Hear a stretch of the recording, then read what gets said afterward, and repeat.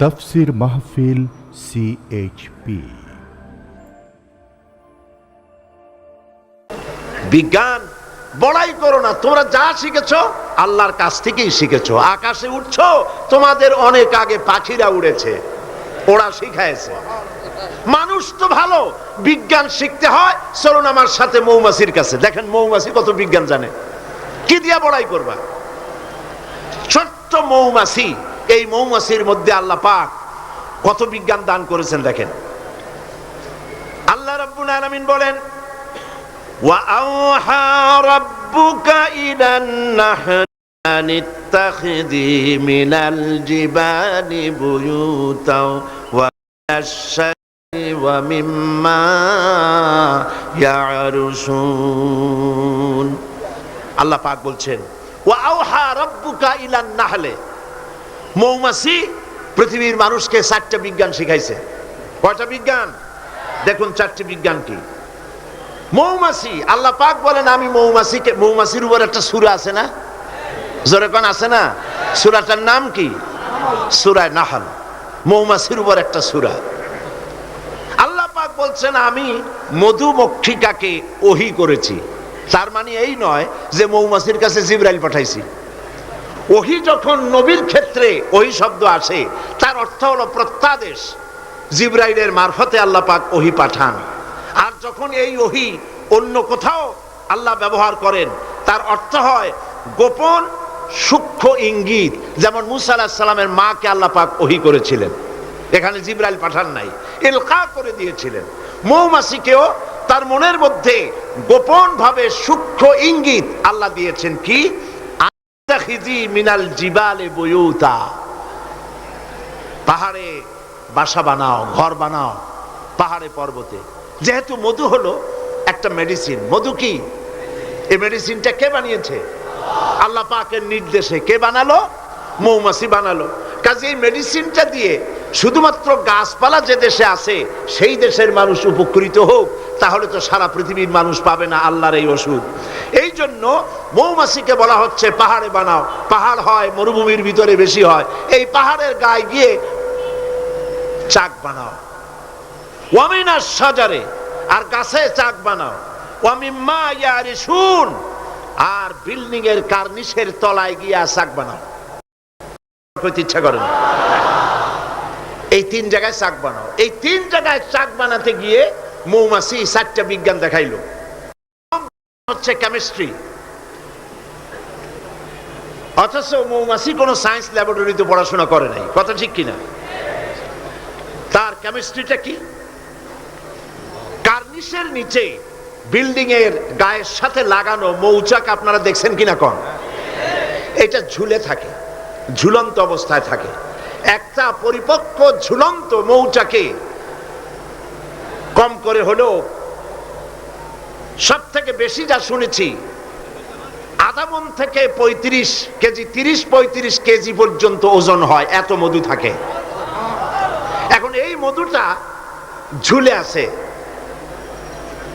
এটা ঝোলাবার জন্য তার কাছে কোনো সুপার গ্লু ছিল না, কোনো আটা ছিল না।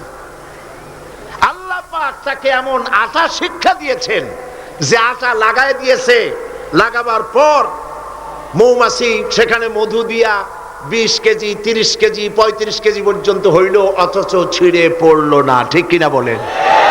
মৌচাক কার্নিশ থেকে ছিঁড়ে পড়ে গেছে এরকম দেখা গেছে নাকি? না। মৌ যখন ভরে গেল, তখন মধু কেটে নিয়ে যাওয়ার পর সেরা খাতা যেমন ঝোলে, ওই রকম দেখা যায় সেরা খাতার মতো ঝুলছে, তাও পড়ে না। 6 মাস 1 বছর পর্যন্ত লেগে থাকে। ছোট্ট মৌমাছিকে এই আটা জাতীয় কেমিস্ট্রি কে শিখাইল? এই বিজ্ঞান কে তারে শিক্ষা দিল? সুবহানাল্লাহ। এরপরে দেখুন মৌমাছির দ্বিতীয় বিজ্ঞান, ইঞ্জিনিয়ারিং টেকনোলজি। মৌমাছি বাসা বানালো, সেই বাসা 6 কোণ বিশিষ্ট চেম্বার, এক একটা চেম্বার 6টা কোণ। লক্ষ্য করে দেখবেন, সমান মাপের কোণ বিশিষ্ট চেম্বার তৈরি করে লক্ষ লক্ষ চেম্বার। অথচ তার কাছে জ্যামিতি বক্স ছিল না, তার কাছে মেশিন মাপ করে সুন্দর করে এটাকে এভাবে সাজাইয়া এই মৌমাছি ভিতরে মৌ ঢুকাইয়া আবার চেম্বারগুলির মুখ আটকায় দিল, যেন ফোটা ফোটা হইয়া যা সে সঞ্চয় করেছিল তা যেন পড়ে না যায়। এই যে বাসা বানাইলো, এটা হলো তার ইঞ্জিনিয়ারিং টেকনোলজি। এই টেকনোলজি আরো যদি দেখতে চান, বাবুই পাখির কাছে যান। বাবুই পাখিরে ডাকি বলিছে চড়াই, কুড়ে ঘরে থেকে করো শিল্পের বড়াই। যদিও বাবুই পাখি, চড়ুই পাখি বাবুই পাখিকে এটা বলেছে, আসলে শিল্পের বড়াই করার মতো। এই যে চতুর্দিক থেকে পাতাগুলি ছিঁড়ে এনে যে বাসা বাবুই পাখি বানালো, আগেই কোন সুবহানাল্লাহ। এই বাসা শুধু বাসা নয়, এর মধ্যে বেডরুম আছে, এর মধ্যে ডাইনিং রুম আছে, মাস্টার বেডরুম আছে, শুধু টয়লেট নাই। নিচ দিয়ে ঢুকবে, আবার ব্যাকডোর দিয়ে নিচের থেকে আক্রান্ত হলে ব্যাকডোর দিয়ে পালাবার ব্যবস্থাও আছে। এই বাসার ভেতরে কোনো বিদ্যুৎ লাইন পিডিপি বা আরইবি কেউ লাইন দেয় নাই, ফলে বেচারা অন্ধকারে তারা স্বামী স্ত্রী কনজুগাল লাইফ লিড করবে কি করে। সেজন্য ওর মাথার মধ্যে আল্লাহ এমন বুদ্ধি দিলেন, কিছু কাদা এনে বাসার ভেতরে কাদা লাগিয়ে জোনাকি পোকা 5-6টা ধরে এনে মাথা ভিতরে ঢুকায়া পাছা বাইর করে দিয়ে রেখেছে। অটোমেটিক 0 পাওয়ারের বাল্ব তৈরি হয়ে গেছে।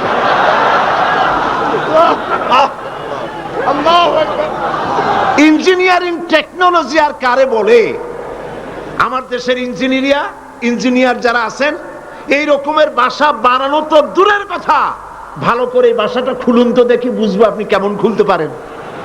খুলতেই পারবেন না, বুনানো তো দূরের কথা। এটা গেল 2 নম্বর টেকনোলজি, ইঞ্জিনিয়ারিং টেকনোলজি। এরপরে হলো মেডিকেল সায়েন্স, চিকিৎসা বিজ্ঞান। আল্লাহ রাব্বুল আলামিন মৌমাছিকে বলছেন, সুম্মা কুলি মিন কুল্লি সামারাতি ফাসলুকি সুবুলা বিকা যুলুলাব। সব রকমের ফুল থেকে মধু চুষে নাও আর তোমার রবের নির্ধারিত পথে চলতে থাকো। সব রকমের ফুল থেকে মধু আহরণ করে মৌমাছি আহরণ করে এক জায়গায় রাখলো, পয়জন হলো না, এটা মানুষের জন্য সেবা হয়ে গেল। আর মধু কখনো নষ্ট হয় না, কখনো পচে না। মধু যদি পিওর থাকে, ওর ভিতরে যদি আপনি কিছু না মিশান, বছরের পর বছর মধুর পিও থাকবে, নষ্ট হবে না। আলহামদুলিল্লাহ। ঔষধের পচন ক্রিয়া নষ্ট করার জন্য অ্যালকোহল ব্যবহার করা হয়। বিজ্ঞানীরা আবিষ্কার করেছেন অ্যালকোহলের কোনো প্রয়োজন নাই, বরং অ্যালকোহলের পরিবর্তে হালাল মধু ব্যবহার করলেই ঔষধের পচন ক্রিয়া নষ্ট হতে পারে। আল্লাহ পাক বলেছেন, ফিহে শিফাউল লিন্নাস, এর মধ্যে রয়েছে মানব গোষ্ঠীর জন্য সেবা, রোগের প্রতিষেধক। সুবহানাল্লাহ বিহামদিহি। এটা হলো মেডিকেল সায়েন্স। চতুর্দিক থেকে মধু সংগ্রহ করে একত্রিত করছে, পয়জন হচ্ছে না, এটা তার জন্য, মানুষের জন্য সেবা হয়ে যাচ্ছে। 4র্থ নম্বরে মৌমাছির কাছে যে বিজ্ঞান শিখবেন সেটা হলো মেরিন বায়োলজি।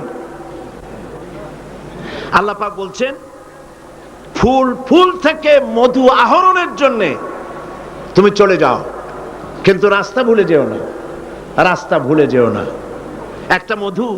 একটা মৌমাছি তার বাসা থেকে, এগুলো নিয়ে যারা রিসার্চ করেছেন, প্রাণীতত্ত্ববিদরা বলেছেন, মৌমাছি ফুল থেকে মধু গ্রহণ করার জন্য নিজের বাসা থেকে 10 মাইল পর্যন্ত দূরে চলে যায়।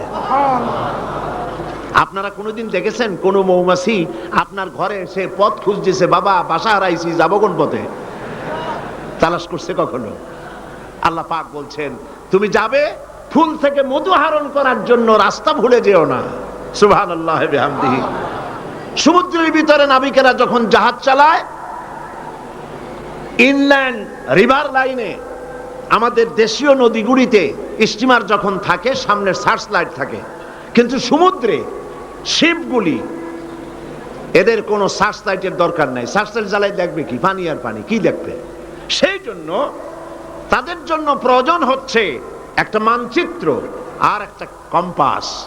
কম্পাস মানচিত্র, রাডার, এগুলিকে ফলো করে স্টিমার শিপগুলি মহাসমুদ্রের ভেতর দিয়ে চলে, পথ হারায় না। এবার আপনি বলেন, মৌমাছি নিজের মৌচাক, এই চট্টগ্রাম কলেজের কার্নিসের নিচে তার বাসা, মধু আহরণ করার জন্য চলে গেল। এখান থেকে 10 মাইল কদ্দূর? বদ্দার হাট নাকি হাটহাজারী? হাটহাজারী গেছে মধু আনতে। ওর কাছে কোনো কম্পাস ছিল? কোনো মানচিত্র ছিল? কোনো মানচিত্র, কোনো কম্পাস নাই। চলে গিয়েছে মৌ আনতে, আর ঠিক সেখান থেকে মধু মুখে করে এনে আবার জায়গায় পৌঁছে গিয়েছে। সুবহানাল্লাহ বিহামদিহি। হে মানুষ, তুমি কোনটা দিয়ে আল্লাহর সাথে, তুমি কি দিয়ে নিজের বড়াই করো? কোন ক্ষেত্রেই মানুষের বড়াই নয়, সমস্ত শ্রেষ্ঠত্ব, বিরাটত্ব, মহানত্ব সবটাই আল্লাহ রাব্বুল আলামিনের জন্য। জোরে সরে বলেন আল্লাহু আকবার। এখন মুনাজাত হবে। মুনাজাতের জন্য দাঁড়ানো ভাইরা সব বসে। আল্লাহুম্মা আমিন। রব্বানা যালামনা আনফুসানা ওয়া ইন লাম তাগফির লানা ওয়া তারহামনা লানাকুনান্না মিনাল খাসিরিন। আয় আল্লাহ তাআলা, লাখ লাখো মুসলমান নরনারী, দীর্ঘক্ষণ ধরে আমরা তোমার দ্বীনের কথা, কোরআনের কথা শুনেছি।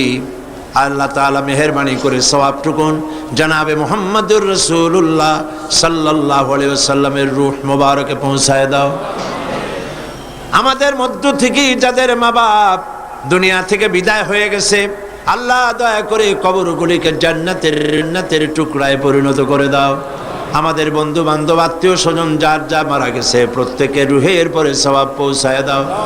রব্বুল আলামিন, সারা জীবন যত গুনাহ করেছি, আমাদের জিন্দেগীর সকল গুনাহ খাতা মাফ করে দাও। রব্বুল আলামিন, আমাদের প্রিয় জন্মভূমি বাংলাদেশ, এই জমিন আমাদের জন্য তোমার দেওয়া বিশেষ নিয়ামত। আয় আল্লাহ, এই দেশের হেফাজত, এদেশের স্বাধীনতা, সার্বভৌমত্ব কিয়ামত পর্যন্ত তুমি অক্ষুণ্ণ রাখো। সন্ত্রাস মুক্ত, দুর্নীতি মুক্ত একটি দেশ আমাদেরকে উপহার দাও। এমন পরিবেশ তুমি তৈরি করে দাও যাতে করে তোমার কোরআন সুন্নাহ এদেশে পরিচালিত হতে পারে। রব্বুল আলামিন, মা বোনেরা প্রতিদিন কষ্ট করে আসেন, আল্লাহ মা বোনদের জিন্দেগির গুনাহ খাতা মাফ করে দাও। রব্বুল আলামিন, আয় আল্লাহ, তাম পৃথিবীতে মুসলমানেরা যত দেশে বিপদে মুসিবতে আছে, প্যালেস্টাইনের মুসলমান, কাশ্মীরের মুসলমান, আয় আল্লাহ, সোমালিয়া সুদানের মুসলমান, ইরিত্রিয়ার মুসলমান, আলজেরিয়া, চেচনিয়া, বসনিয়ার মুসলমান, বার্মার মুসলমান, যত জায়গায় বিপদে আছে আল্লাহ তুমি তাদের সাহায্যকারী, হামি ও নাসির হয়ে যাও।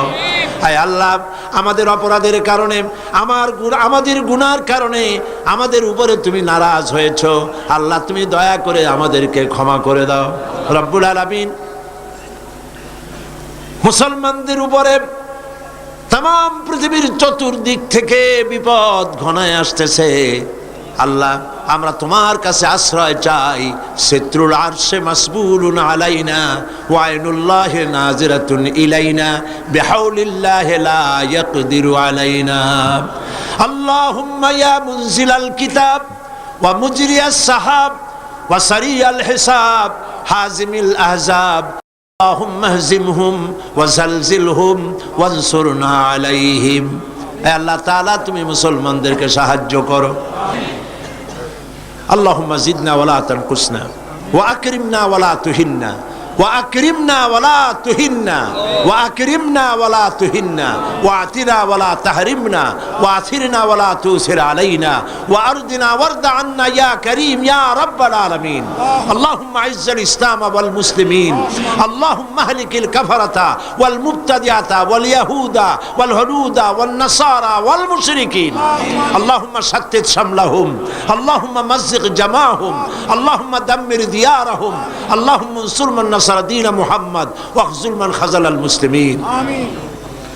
রব্বানা তাকাব্বাল মিন إنك أنت السميع العليم وتب علينا إنك أنت التواب الرحيم سبحان ربك رب العزة عما يصفون وسلام على المرسلين والحمد لله رب العالمين واجعل آخر كلمتنا عند الموت لا إله إلا الله محمد رسول الله. السلام عليكم ورحمة الله.